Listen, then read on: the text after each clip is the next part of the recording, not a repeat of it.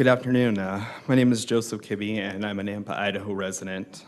And I'm a 36-year-old community leader here, and I'm a 15-year financial professional lending to farmers and ranchers here in the state of Idaho.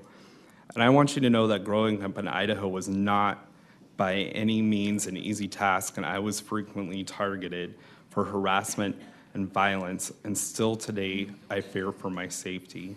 I fear for the safety of myself, and I fear for the safety of my friends. This fear is sustained by an environment that allows violence and intolerance against gay and transgender people. And I think back to myself and my earliest childhood friend, Joel, attending high school at Boise High in our senior year in 1997. We were the typical all-American high school kids, good grades, active in school and sports, and looking forward to a bright future that included attending Boise State University, studying economics, and entering the workforce as young adults. All the success anyone could wish for their children and themselves, but doing so in danger of constant harm simply because we were gay. In February of 1997, in a heinous and tragic act of violence, Joel and I were savagely beaten and bloodied in an alley less than 3 blocks from where I stand now at this podium.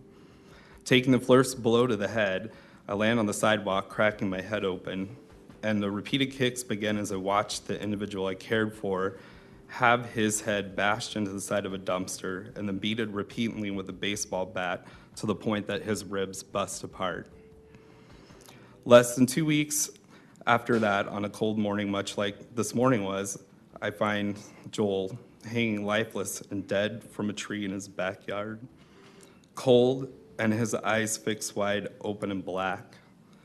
Death, nothing more than death, and his young life cut short simply because he was not safe in his home, his schools, or his community, and he was unable to cope with the pain.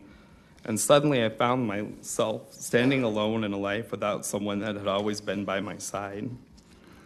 Would you please wrap it up? Yes.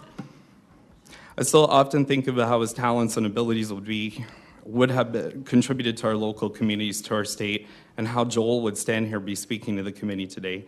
And I want you to see me, and I want you to see me as an individual who lost his best friends to violence, a lack of hope. And I want you to include me and my friends that have stood before you today and offered and shared that same message that we lack hope.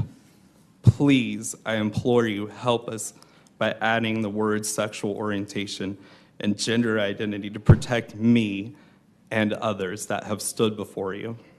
Thank you. Thank you.